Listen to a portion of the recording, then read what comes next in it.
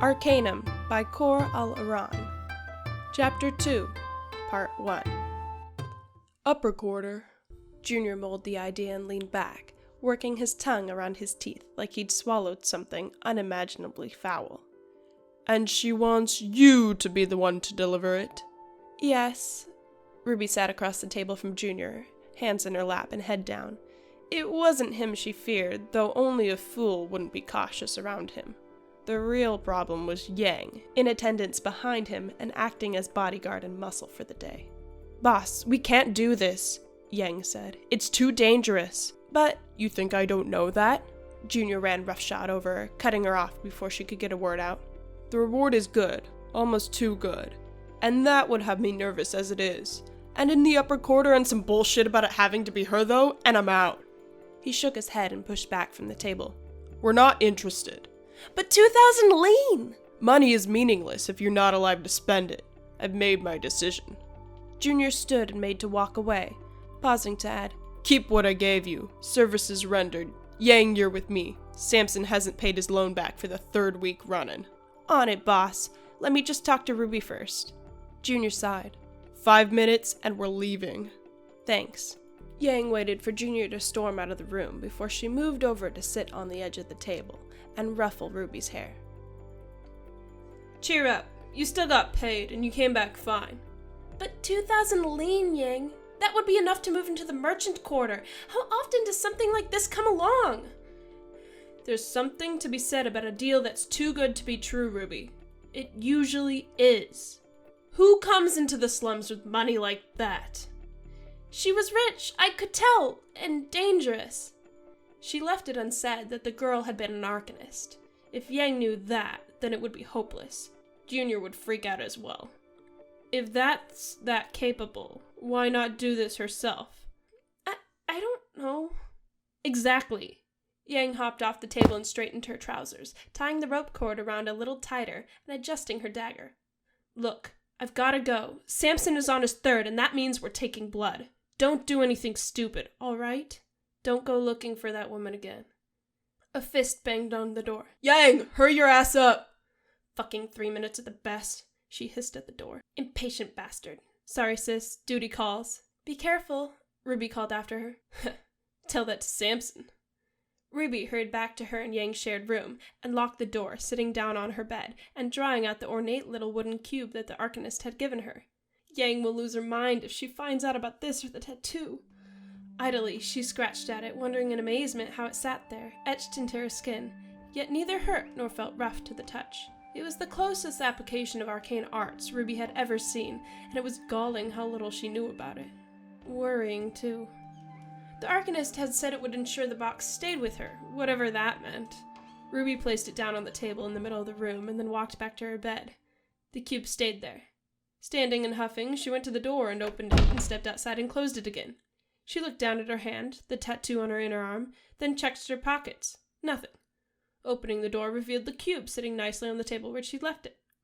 The window was tempting, but she wasn't brave enough to try it. What happened if the magic didn't work like she thought it did, and throwing it out simply meant she lost it? How was she going to explain that to an angry Arcanist armed to the teeth? I don't understand, she grumbled, picking up the box once more and carrying it to her bed to fiddle with. What are you supposed to even do? It was a perfect cube, about 5 inches across, up and down. All 6 faces had the same symbol as on her arm, and it was dark and varnished, with little black lines that looked like seams.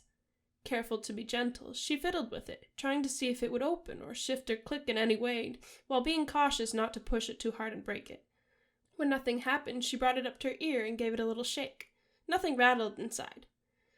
I guess I'll have to take you back to the Arcanist lady tomorrow, Ruby decided, hiding the cube under her shirt. Yang was back in bed when dawn eventually broke. Still asleep, there was a small bundle of blood-stained clothing beside her bed that told her Samson hadn't been able to find the money to pay back Junior's loan. She wondered if he'd even been left without a hand for it, or if Yang had been made to go further. Her sister was always in a bad mood after a night like that, even if she did her best to hide it so Ruby wouldn't realize. The little wooden box felt heavy and ominous as she picked it up. The Arcanist had said she would come back to Max and talk to her to give it back, and say they wouldn't take the job, at which point she would hopefully undo whatever spell had been cast on her and not get angry. Max wasn't open until sundown, though, which meant she had a day to kill first. Slipping out and downstairs with the little cube stashed away on her person, she found Junior sat at a table counting coins, Militia behind him massaging his shoulders, and Melanie nowhere to be seen. He looked up on seeing her, and Ruby shied away from the viciously pleased look on his face. Samson definitely wasn't coming back. "Ruby," he greeted. "Boss," she idled across the table. Junior was a cruel man, but he owned her and Yang, which gave them both some protection from his harsher tendencies, as long as they remained useful. "Is there anything you want me to do today?" "Few small drops." He pushed a rolled-up scroll across the table and a small pouch of lean. "The message goes to the tannery out by the river. Get that one done first. The other is a bribe to the guard sergeant based on the West Farm Tower. You know the one? By the wheat farms? That's it. 100 lean. It'll keep us on good terms for the rest of the season." The pouch of lean felt heavy in her hand, and she swallowed, stashing it away. That Junior would give her that much was a test of her loyalty. Not too risky of one, given that he had Yang at his side and could hunt her down with ease. "Watch him and make sure he counts it out. If he claims there's less, you're to bring every last lean back to me, and I'll count it. And if any was missing, it would be taken out of her hide." "Okay." "If he accepts it, tell him to stamp something and bring it back. I don't want him getting ideas." "Anything after?" "No." Junior leaned back into Militia's embrace. "Day is yours. You get 2 lean when you come back." Ruby nodded and slipped the coin pouch into her shirt, hidden away on the inside, while her fake purse, a necessity in the slums, was stored outside, easily accessible for any thief who wanted to have a go. It was easier and safer to let them take something. At least they'd run off and not stick a knife in you. It was weighed down with pebbles to make it look and feel full. The outside of Vale was densely populated with farmland and was safer in some regards than living in the walls, thanks to both patrols by the guard and some kind of warding or alert system set up by the Collegium. The world opened up and became a little brighter as Ruby stepped through the open gates, nodding briefly to 2 tired guards who mostly ignored her. Traffic out of the city wasn't bothered much, but it could be the opposite, trying to get in. Without the towering structures of the upper district blocking out the sun, Ruby could feel the heat of the morning on her face, and the open fields and long dirt roads were peaceful and not filled with beggars and thieves looking for an easy mark. Many people in the slums worked in the fields when the harvest hit, with even her and Yang taking some extra work plucking crops or cutting wheat. It was cheap labor and only came about once a year, but it was regular, and they needed the coin going into winter. People competed for the chance to work on the farms throughout the year, but there were too many people and the farms just didn't need the hands. Most were owned by wealthy patrons in the city and rented out, either on a tithe system or just run by people working for those living in decadence. It was the spring floods that made the farmland so profitable and ensured Vale's future. Vale was a city based on a river, not unusual given that everyone needed a source of water, but Vale was particularly well off because of how fertile the ground was. Something about how the river would flood once a year and do something to the soil, either wash away the bad or carry the good stuff from upstream. She never cared to learn the exact reasons. Either way, it was a ritual to wait for the floods before planting if you wanted a good harvest. It kept Vale stocked and the farmers wealthy. It also kept the slums downtrodden. Vale was a tiered city, built not as a circle, but a weird oblong shape that crossed over the river. The districts, or quarters, were each raised higher than the other, though. They had to be, given how the river meandered down a steep hill, and Vale had been founded atop that for defensive purposes, hundreds of years before it grew out and sprawled down the hill. The flood was another reason for the tiered construction, because it kept the districts from being swamped. All except the lower district, the slums, which was trapped at ground level. Ground level, which just so happened to be lower than the ground of the farmland, which meant all the runoff swept back into the slums. Hence, it was that while the farmlands benefited from the floods each year, the slums would be flooded, and the streets would become a bog. Disease and death would follow, never enough to become a problem to the city, but enough to be a danger for those living there, and the ground wouldn't harden again until summer. It would have been okay if the population could have been moved out, but there just wasn't any room for it. The farmland stretched for miles out from the walls in every direction, trying to make use of the rich fertile soil, and the last attempt to expand the city beyond that had led to the city annex of Mountain Glen, which hadn't done so well. If we had 2,000 lean, we could probably buy a small farmstead. Ruby bit her lip and shook her head. That kind of thinking was likely to get her killed. If not by an Arcanist, then by Yang. If a deal is too good to be true, that's probably because it is. Focus on the job, Ruby. The tannery was down on the river, but outside the walls for obvious reasons. The reasons that became apparent the moment she came downwind of it and swayed back, almost as if she'd been struck in the face. The smell was foul. Pinching her nose, Ruby jogged up to it and looked enviously at those working with bushels of wildflowers against their noses. Some went without, and she could only imagine they'd somehow lost their sense of smell. The foreman was a fat, balding man with a perpetual angry expression, who took one look at her and reached out for an iron rod, no doubt thinking her a beggar or a thief. He didn't calm down when she explained that Junior had sent her, and instead snatched the letter out of her hand, popped it open, and read it. He grunted, putting it away. Fine. Ruby waited. What you looking at, brat? Get gone. There's no return letter? I'd have pissin' given you one if there was, wouldn't I? It had to be the smell. It would have made her angry too. Fucking dredger. Dredger. Ruby hated the term, even if it was accurate once a year, when the districts would look down and see the slum folk rooting through pools of water, looking for food and valuables, or just trying to siphon off all the run. The name had come around long before she was born, and had stuck ever since.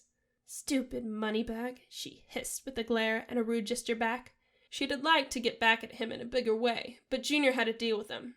All that stench must have rotted your brains. And yet, they were still better off than her. Guard tower next.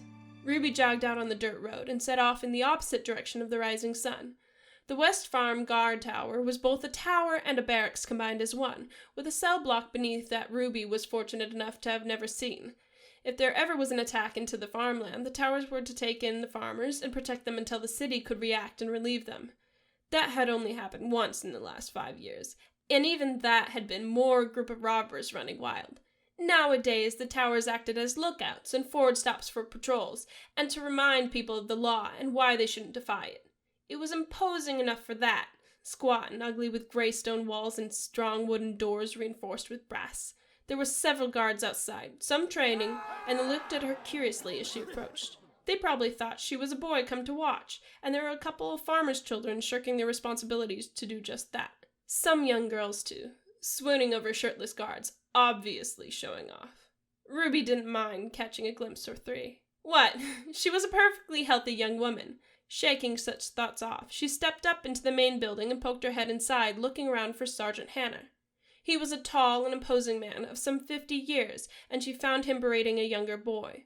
Ruby waited in the background while he cursed the boy out, something about sleeping in late, and sent him running with the crack of his wooden baton on the boy's thigh. The angry youth limped out to join the training, and Hannah's beady eyes found her. Hey, she waved. Junior's pay again? He waited for her to nod. Man is punctual, if nothing else. Come on, then. Take a seat. Ruby scurried up to a large wooden table and sat, pushing the pouch across for the sergeant to start rummaging through. He set the coins out on the table in piles of 5 and began to count them. Hannah paid little attention to her, confident in his ability to deal with anything she might try, and with good reason. Those in the slums knew better than to mess with the guards. It wasn't that they were invincible, though their training and equipment was far better than what they might have, but the fact that they could call on support from across the city. If a single guard patrol in the slums faced trouble, they'd soon find several patrols combing through, looking for miscreants to arrest, beat, and make examples of. Looks to be in order, Hannah said, taking a piece of goatskin and scribbling something onto it. He'd tried to cheat her once, only to be foiled by Junior's instructions. He hadn't tried since. Hannah and Ruby both knew the reason she was sent, because it didn't matter what happened to her. Yang would be furious, but if she suffered a broken arm, then it was no skin off Junior's nose. The old crook has you running errands today? 2 outside the walls. Nothing illegal, I hope. Other than bribing you? Don't get smart. He sat and cocked a smile. How would you like to learn a little extra coin? Say 2 lean. Ruby leaned back. Depends on how, sir. Don't get ahead of yourself. I prefer my girls to look like girls, not skinny boys. He opened a drawer and drew out a rolled-up parchment, which he set on the table. Ruby's ability to read was limited to numbers and slum warning signs, sigils that marked out territory, hiding spots, or gang signs. The details on the sheet were beyond her comprehension. There's been a little problem scuffle out on the outskirts, right near the edge of the forest. Saw the smoke this morning and someone has to scout it out. Problem is, the Commerys and the West Top Farm are feuding again. The lames meant little to her, but were presumably neighbors causing trouble. With how valuable fertile land was, and how stiff the competition, it made sense that they might fight over prime spots of land for crop, or contamination between them. You want me to skirt the outskirts? Not all of it, just this one spot. He tapped his finger on a map. It's not an hour out, easy enough. I'd send my boys, but I need everyone on hand to crack some heads and keep the peace. How about it? Run along and take stock of what's happened and report back to me. Too lean for 2 hours' work. The outskirts are dangerous, Ruby said. Yang would be livid if she knew that Ruby had gone anywhere near them. 3 lean then, and I'll toss in some salted beef. Really? Ruby perked up. It might have just been field rations to them, but beef was something few in the slums got to eat.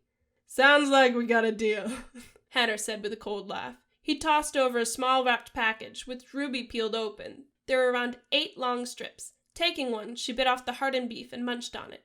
It was chewy, smoky, and tough. Still, the best thing she'd eaten in days. Just, checking, right? Do I need to talk to anyone? If there's anyone to talk to, sure. I just need to know if there's a problem that needs solving, or if it's just the locals jumping at the shadows again. Those on the outskirts are out of my area, but I'd enjoy an advance warning of any nonsense. Hanner leaned back and pocketed his bribe. Payment on completion. You can take the food as insurance. Swallowing the beef and licking her fingers clean, Ruby nodded. Leave it to me, sir.